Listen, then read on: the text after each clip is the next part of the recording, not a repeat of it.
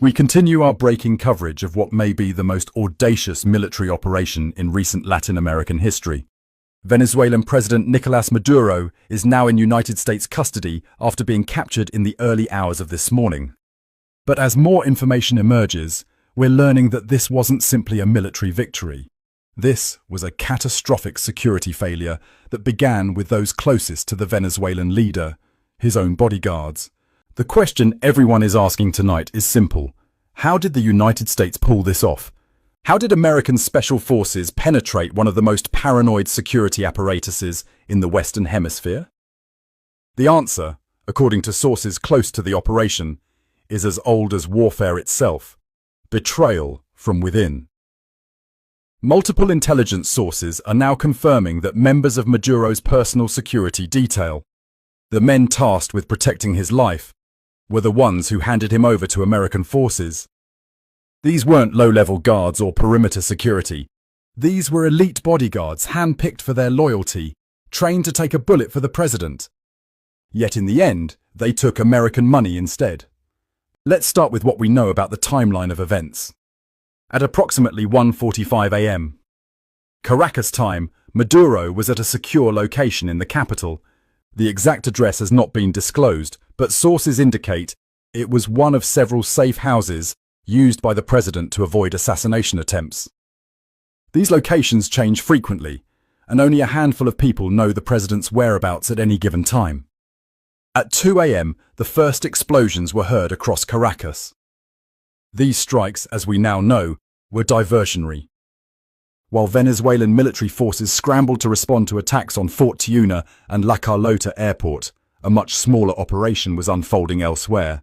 A team of Delta Force operators, transported by stealth helicopters, landed near Maduro's location. Here's where the story takes its most dramatic turn. According to sources familiar with the operation, these American commandos did not have to fight their way in. They walked in. The outer perimeter guards had been told to stand down.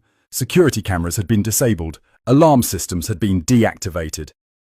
When the Delta Force team reached Maduro's personal quarters, they found only 2 bodyguards still at their posts, and these men immediately surrendered without firing a single shot. The entire extraction took less than 12 minutes from landing to takeoff.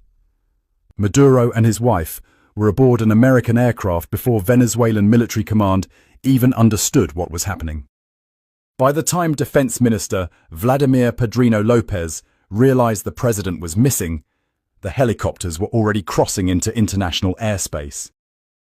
So how did the United States flip Maduro's bodyguards?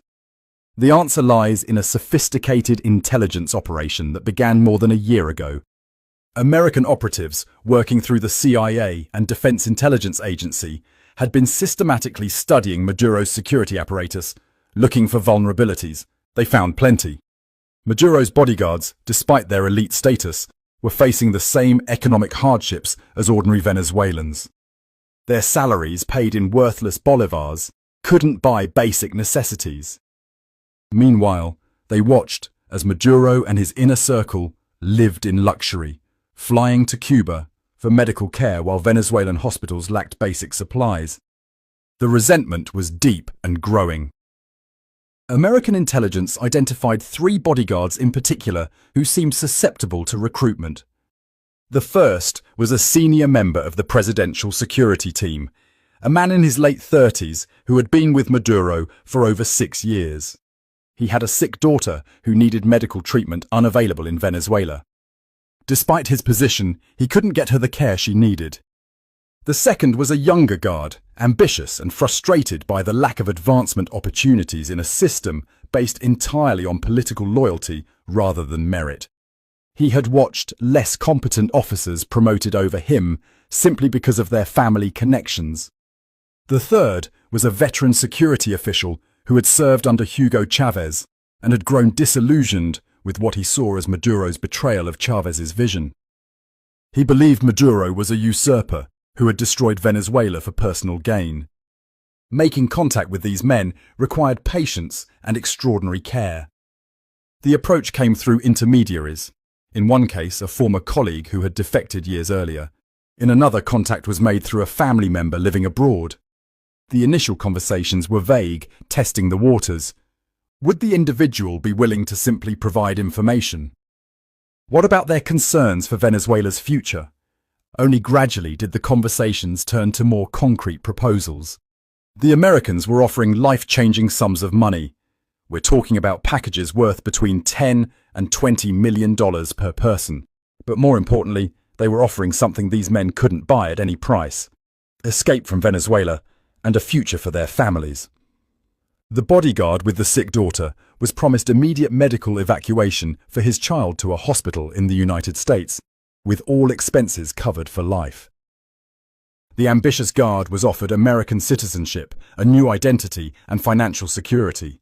The disillusioned Chavez loyalist was told he could live out his days in peace, knowing he had helped free Venezuela from tyranny. But money and promises weren't enough. These men needed proof that the United States was serious and capable of protecting them after the operation. So the Americans did something extraordinary. They extracted the families first. Over a period of several months, the wives and children of these 3 bodyguards were quietly moved out of Venezuela. Some left on commercial flights under false pretenses. Others were smuggled across the border into Colombia. By the time the operation began, these families were already safe in undisclosed locations. With their families secure and millions of dollars in escrow accounts waiting for them, the bodyguards agreed to cooperate. But the plan required more than just 3 men. A successful extraction would need coordination across multiple layers of security. So the 3 recruits were asked to identify other guards who might be sympathetic. The network grew carefully and slowly. By the time the operation was ready to execute, at least 8 members of Maduro's security detail were compromised. Some were active participants who would facilitate the American insertion. Others simply agreed to look the other way at critical moments. A few were told nothing but given instructions that would keep them away from their posts at the crucial time. The operation almost didn't happen. There were several false starts when Maduro changed his schedule or location unexpectedly. American forces were put on standby multiple times, only to stand down when conditions weren't right. The breakthrough came when one of the compromised bodyguards was assigned to overnight duty at the safe house where Maduro would be sleeping. This guard was able to provide real-time updates on the president's location and the disposition of security forces. He confirmed how many guards were present, where they were positioned, and most critically, which ones were part of the plan. When the Delta Force team received the final green light, they knew exactly what they were walking into. The actual operation was clinical in its execution. The outer security perimeter simply melted away as guards who had been paid off abandoned their posts or claimed they saw nothing. The Americans moved through the building, encountering no resistance. When they reached Maduro's quarters, the president was apparently asleep. He woke to find American special forces in his bedroom and his own bodyguards standing aside. There are conflicting reports about Maduro's reaction. Some sources say he immediately understood he had been betrayed and went quietly. Others claim he initially thought it was a training exercise or a test of his security team.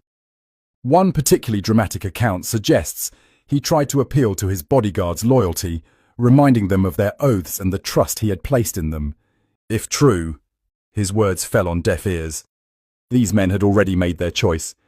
The extraction itself was textbook special operations work. Maduro and his wife were flex-cuffed, hooded, and carried to the waiting helicopters. The entire team was airborne within minutes. By the time the rest of Maduro's security apparatus realized something was wrong, it was far too late to respond. What's particularly striking about this operation is how thoroughly the Americans had penetrated Maduro's inner circle. These weren't peripheral figures or distant associates. These were men who stood next to the president every day, who knew his routines, his fears, his secrets. The fact that they could be turned speaks to the complete erosion of loyalty within the regime. It also reveals something important about the nature of authoritarian rule. Maduro's security didn't fail because of technological superiority or military overwhelming force. It failed because the system he built was fundamentally hollow.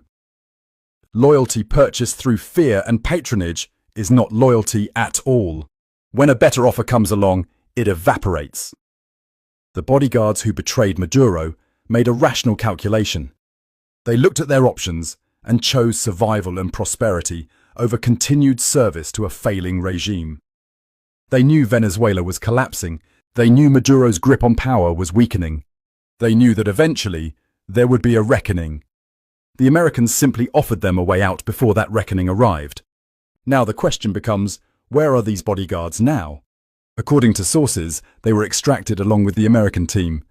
They're now in protective custody, likely being debriefed by intelligence officials. Eventually, they'll be relocated under new identities, their promised payments delivered, their families kept safe. For them, betraying Maduro was the beginning of a new life. For Maduro, it was the end. The man who survived coup attempts, assassination plots, and years of international pressure was undone not by his enemies, but by his own guards. The irony is almost Shakespearean. He trusted these men with his life, and they sold it for the price the Americans were willing to pay. This operation will be studied for years as a masterclass in intelligence work and psychological operations. The United States didn't need to invade Venezuela with tanks and troops. They didn't need to bomb Caracas into submission.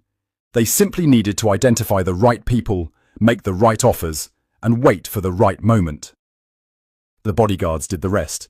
As more details emerge, we're likely to learn even more about how this operation was planned and executed. There will be congressional hearings, after-action reports, and eventually, perhaps, books written by the participants. But the basic outline is already clear. This was a betrayal purchased with American dollars and executed by men who decided their loyalty had a price. The broader implications of this operation are still unfolding. What happens to Venezuela now? Will there be chaos or a transition? What about the bodyguards still in Venezuela who weren't part of the operation? Are they now suspects facing potential execution? And what message does this send to other authoritarian leaders about the reliability of their own security forces? These questions will be answered in the days and weeks ahead. For now, what we know is this.